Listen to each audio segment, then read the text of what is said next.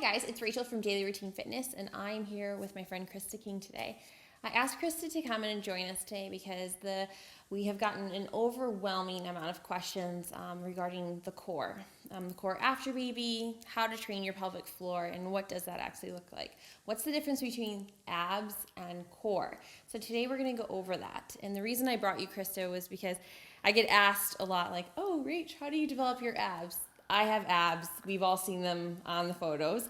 I think one of the most important things that I ever did was after I had Bennett, I had a quite large separation in my abs, and I went and saw somebody to bring that wall back together. And I stuck to some very simple exercises. And I think that's one of the things that we get off base with is we think that we need to be doing these crazy things to develop and strengthen our core, when in reality we need to slow down, focus on what's really going on deep inside.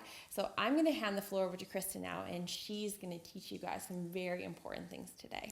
Thanks so much, Rachel. I wanted to talk today initially about the difference between the core and abs. As an instructor, I often use the terms interchangeably, but you may not know the difference. So the way I explain it is like an apple. So the apple, what you eat, is generally the abs. So those are the muscles that help bend you and move you, and they look great like they do on Rachel. But the deeper muscles are like the actual apple core. So they work together to support and stabilize the pelvis and the spine when you're doing various activities. So the transversus abdominis is the deepest muscle that runs across in a band, and it acts as a girdle. So I want to show everyone out there the easiest way to find those muscles. So the first thing you do is you just grab onto your pelvis. So you take your fingers just on the inside of that bony part of the hip, and we're going to cough. I do this in class all the time. And when you laugh, it also gets those engaged. So if you cough, it basically gets that muscle to contract and press out against the fingers. And once you know where that muscle is, then you can safely and accurately use it when you're doing some of your easier abdominal exercises. Along with the transversus abdominis, we need a strong pelvic floor. So the pelvic floor is a bunch of muscles that act as support for the core. So these muscles can easily be weakened during various types of activities like heavy lifting. Oftentimes women who've had babies, postmenopausal women and menopausal women as well can have problems. And it's not just for women, also men. So we want to have a strong core so that the pelvic floor and the core work together. And we're going to do a couple of exercises today to demonstrate that. Something else I want to make people aware of is that often the pelvic floor muscles are too tight and held too tightly for a period of time, causing weakness. So we want, just like any other muscle, to be able to contract the muscle as well as allow it to relax, and that would be an effective pelvic floor exercise. When we pair that with the proper breathing, we can get a very strong contraction of the transversus abdominis and the pelvic floor, and that will support the pelvis and the spine, and over time give you more power through that center. So now Rachel and I are going to do some exercises specifically for core stability, emphasizing the pelvic floor as well with the breathing. So this is one of my favorite tools that I've been using lately in my Pilates classes, and it's a very, very soft ball that you can be used to help get feedback on whether you're stable through the pelvis. So I'm going to ask Rachel just to lift up her hips. I'm going to place the ball underneath the sacrum. And the higher it is in the low back, the more challenging it's going to be. The lower down towards the tailbone is going to be a little easier. So to get set up, we want to have Rachel in her 5 principles. So the first one is lengthening the back of the neck. So slightly dropping the chin, keeping the shoulders open. And notice how the ribs will then generally come up. So sliding the ribs down so that they're nice and flat on the spine. And that's going to give her support for the thoracic spine.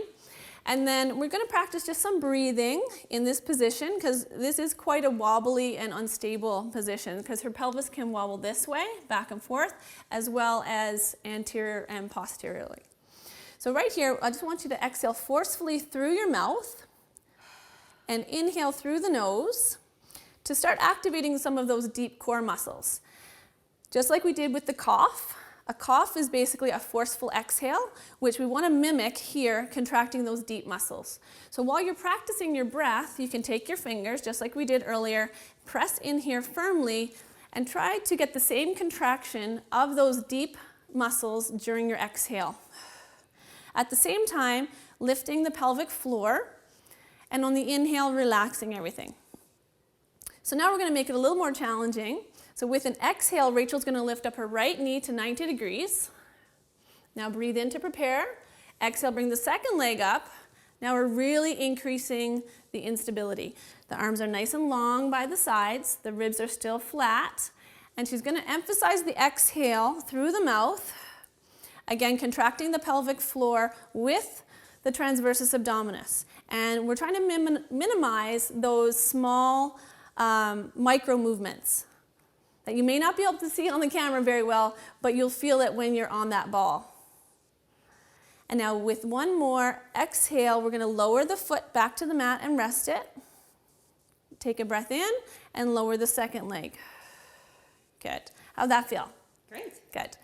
We can also add a little more challenge to that once you feel that you've had some increase in the stability and you're feeling stronger in that position. We can start adding a tap of the foot. So we'll try one more time. We'll bring that right leg up 90 degrees. Breathe in, and the left leg. And now very slowly, maintaining the connection between the ribs and the hips here, Rachel's going to slowly, keeping that knee bent, tap the toe to the floor. And then pick it up. And then the left leg exhaling as she lowers.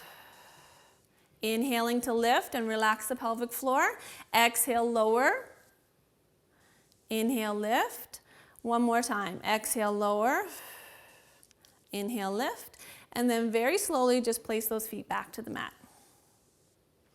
Great. One more thing. We're going to take both hands up off the mat now. And we're going to reach those fingers towards the ceiling. And we're just going to emphasize the breathing technique of connecting the ribs to the hips, contracting the pelvic floor, and contracting the transversus abdominis. I also want to mention that these exercises are fantastic for women who have had diastasis recti, or the separation of the abdominal wall after having, or postnatal, after having children.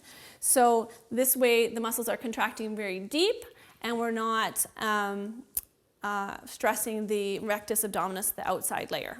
So right here, we can even try extending one leg out long to the floor. And that's just going to emphasize more of a neutral spine position. And the ball is supporting the back in that neutral spine. And then sliding that heel back up. Keeping the pelvis still. Breathe in. Exhale, slide the leg down. Inhale, slide the leg back up. And then we're going to rest those hands back down by your sides. Thank you very much.